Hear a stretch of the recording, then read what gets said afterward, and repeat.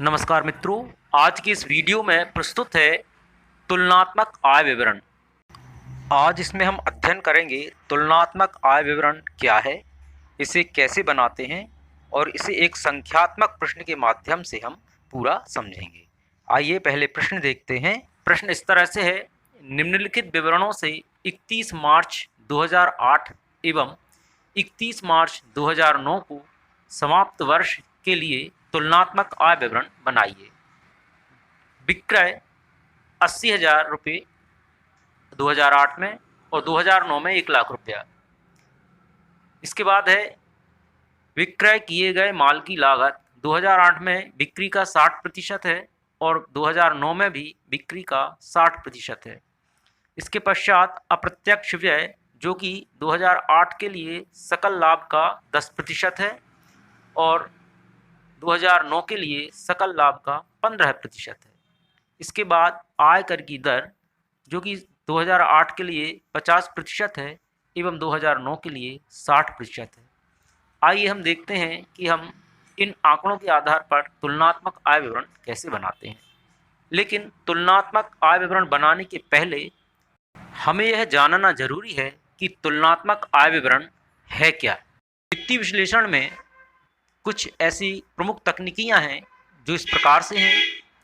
Number 1 तुलनात्मक पत्रक, number 2 सम आकार विवरण, नंबर 3 प्रवृत्ति विश्लेषण, नंबर 4 अनुपात विश्लेषण, नंबर 5 फंड बहाव विवरण और नंबर 6 रोकड़ बहाव विवरण और अंतिम 7वीं तकनीकी है सम विच्छेद बिंदु।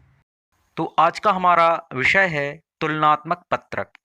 आइए समझते हैं तुलनात्मक पत्रक क्या है। तुलनात्मक पत्रक वित्तीय विवरणों के विश्लेषण की एक महत्वपूर्ण तकनीकी है जिसके अंतर्गत दो या दो से अधिक अवधि के समंकों को तुलनात्मक रूप में प्रस्तुत किया जाता है। इस प्रकार के विवरण में दो या दो से अधिक वर्षों के समंकों को उनके वास्तविक रूप में प्रस्तुत किया जाता है एवं उनमें वृद्धि या कमी को भी पूर्ण रूप से प्रस्तुत किया जाता है। यह कमी या वृद्धि हम पिछले वर्ष के समंकों और वर्तमान वर्ष के समंकों की तुलना करके ज्ञात करते हैं कि वर्तमान वर्ष में पिछले वर्ष की तुलना में समंकों में कमी हुई है अथवा वृद्धि। विश्लेषण को और अधिक प्रभावपूर्ण बनाने के लिए वृद्धि या कमियों को प्रतिशत के रूप में भी व्यक्त किया जाता है। अब हम देखेंगे कि तुलनात्मक विवरण या तुलनात्मक पत्रक का अध्ययन दो महत्वपूर्ण विवरणों के साथ किया जाता है। इसमें नंबर 1 तुलनात्मक आय का विवरण और नंबर 2 तुलनात्मक आर्थिक चिट्ठा। तो तुलनात्मक आय का जो विवरण है यह कंपनी के लाभानी खाते के आधार पर बनाया जाता है। आय के विवरण में मुख्य रूप से बेचे गए माल की लागत, संचालन से प्राप्त आय, उपभोग की गई सामग्री की लागत, विभिन्न व्ययों एवं आयों के साथ साथ कर के पूर्व एवं कर के पश्चात के लाभों को दर्शाया जाता है। ये सभी समंक हम पिछले वर्ष और चालू वर्ष के आधार पर लेंगे। इसके पश्चात हम चालू वर्ष में पिछले वर्ष की तुलना में कितनी कमी अथवा वृद्धि हुई है इसको एक प्रतिशत के रूप में व्यक्त करेंगे और इसे व्यक्त करने का जो सूत्र है वह है परिवर्तन की प्रतिशतता बराबर वास्तविक परिवर्तन बटे पिछले वर्ष के समंक गुणित 100। इस तरह से ये परिवर्तन की प्रतिशतता हम ज्ञात कर लेंगे। इसका प्रारूप इस तरह से है। यह प्रारूप कंपनी अधिनियम 2013 के अनुसार है। सबसे पहले हम इसमें 5 कॉलम बनाएंगे। पहला कॉलम विवरण, दूसरा गत वर्ष जिसको हमने ए नाम दिया है, बी चालू वर्ष का और सी वास्तविक परिवर्तन और डी है परिवर्तन की प्रतिशतता। इस प्रकार इसमें 5 कॉलम रहेंगे। वास्तविक परिवर्तन अर्थात सी को ज्ञात करने के लिए हम चालू वर्ष के समंक में से गत वर्ष का समंक घटाएंगे, वह वास्तविक परिवर्तन होगा। और डी अर्थात परिवर्तन की प्रतिशतता ज्ञात करने के लिए वास्तविक परिवर्तन में गत वर्ष के समंक का भाग देकर 100 का गुणा करना होगा, अर्थात सी अपान ए इंटू 100 बराबर वास्तविक परिवर्तन की प्रतिशतता। आइए हम देखते हैं विवरण में कौन कौन सी मदें लिखी जाएंगी। 1 नंबर डालेंगे और लिखेंगे हम संचालन से आय। संचालन से आय को हम विक्रय से प्राप्त राशि भी कहते हैं। नंबर 2 अन्य आय। ये दोनों संचालन से आय और अन्य आय जुड़कर कुल आय अर्थात नंबर 3 हो जाएंगी। और इसके पश्चात इस कुल आय में से नंबर 4 हम व्यय को घटाएंगे। व्यय 5 तरह के होंगे। ए प्रयुक्त सामग्री की लागत, बी बेचे गए माल की लागत, सी कर्मचारी लाभ व्यय, डी वित्तीय लागतें और ई ह्रास एवं ऋण शोधन संबंधी व्यय। अब हम कुल व्ययों का योग कर लेंगे जिसे हम नंबर 5 देंगे। अब हम कर के पूर्व का लाभ ज्ञात करेंगे जो कि नंबर 6 होगा। इसे 3 अर्थात कुल आय में से 4 अर्थात कुल व्यय घटाकर प्राप्त करेंगे। चूंकि यह कर के पूर्व का लाभ है अतः अब इसमें से कर घटाएंगे जो कि नंबर 7 होगा। कर घटाने के पश्चात हमारा आ जाएगा नंबर 8 कर के बाद का लाभ। अब हमें प्रारूप में दिए गए अन्य कॉलम्स को फिल करना पड़ेगा जैसे वास्तविक परिवर्तन और परिवर्तन की प्रतिशतता। आइए इन सब बातों को क्लियर करने के लिए हमने जो प्रारंभ में प्रश्न बताया था उसे समझेंगे। निम्नलिखित विवरण से 31 मार्च 2008 और 31 मार्च 2009 को समाप्त होने वाले वर्ष के लिए तुलनात्मक आय विवरण बनाइए।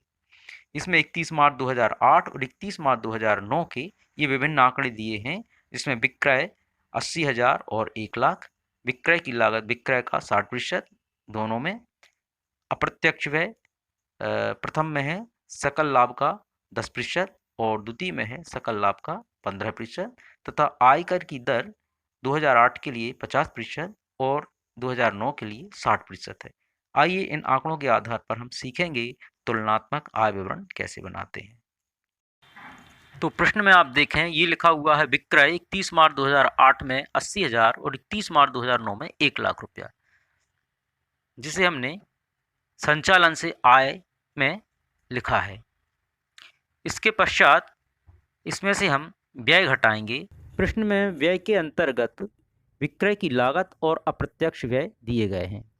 तो विक्रय की लागत 31 मार्च 2008 और 9 में विक्रय का 60% है जो कि 80,000 का 60% 48,000 और 1 लाख का 60% 60,000 रुपया होता है। इसे हमने आय विवरण में लिखा है विक्रय की लागत 48,000 2008 के लिए और 2009 के लिए 60,000 रुपया। अप्रत्यक्ष व्यय निकालना है हमें सकल लाभ के आधार पर जो कि क्रमशः 10% और 15% है। तो सबसे पहले हमें सकल लाभ ज्ञात करना पड़ेगा। तो सकल लाभ निकालने के लिए हमें संचालन से आय की रकम में से विक्रय की लागत घटाना होगा।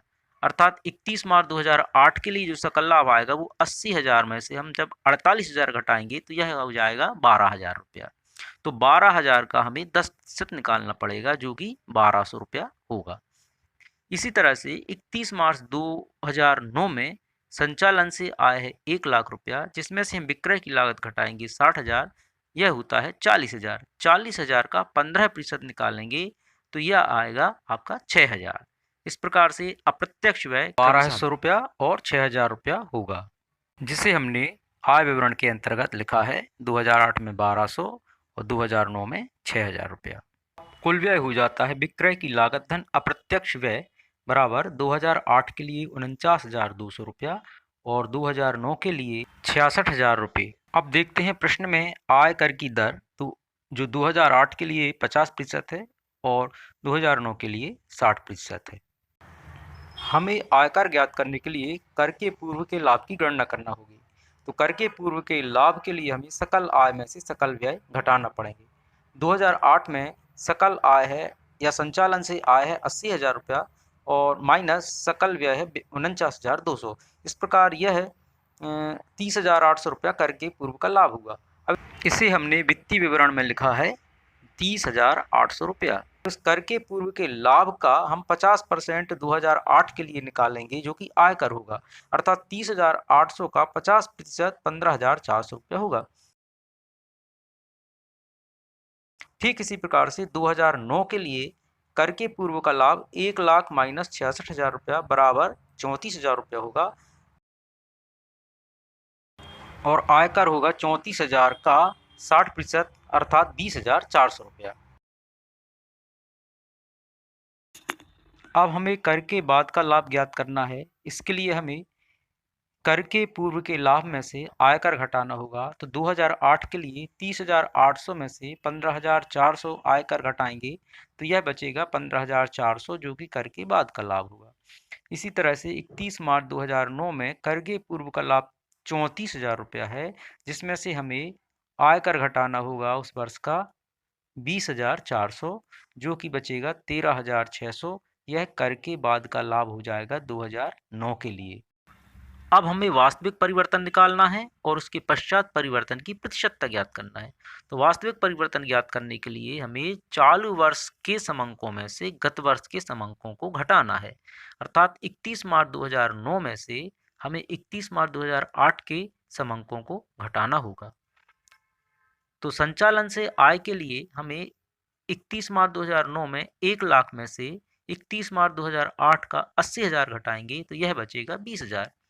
इसी तरह से विक्रय की लागत में 60,000 में से 48,000 घटाएंगे तो 12,000। अप्रत्यक्ष व्यय में 6,000 से 12,000 घटाएंगे तो 4,800।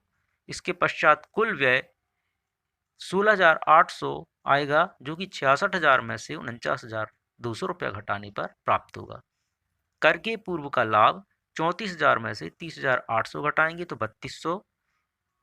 आयकर का वास्तविक परिवर्तन 20,400 में से 15,400 घटाएंगे तो 5,000 रुपया और कर के बाद के लाभ का जो वास्तविक परिवर्तन है वह 13,600 में से 15,400 रुपया घटाने के बाद माइनस 1,800 रुपया आएगा।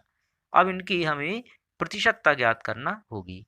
परिवर्तन की प्रतिशतता ज्ञात करने का सूत्र पूर्व में बताया गया है, एक बार पुनः देख लें। परिवर्तन की प्रतिशतता बराबर वास्तविक परिवर्तन बटे गत वर्ष का समंक गुणित 100। इस सूत्र के अनुसार परिवर्तन की प्रतिशतता ज्ञात करने के लिए हमें वास्तविक परिवर्तन जो कि संचालन से आय के लिए है 20,000, इसके अपान में हमें 31 मार्च 2008 का 80,000 रुपया रखना है और इंटू 100 करना है तो ये आ जाएगा 25%। इसी तरह से सभी आंकड़ों की हम प्रतिशतता ज्ञात करेंगे। जैसे क्रमशः विक्रय की लागत का 12,000 बटे 48,000 गुणित 100 जो कि 25% हुआ। अप्रत्यक्ष व्यय की प्रतिशतता 4,800 बटा 1,200 गुणित 100 अर्थात 400 रुपया होता है। कुल व्यय की प्रतिशतता 16,800 बटे 49,200 गुणित 34.14% होती है।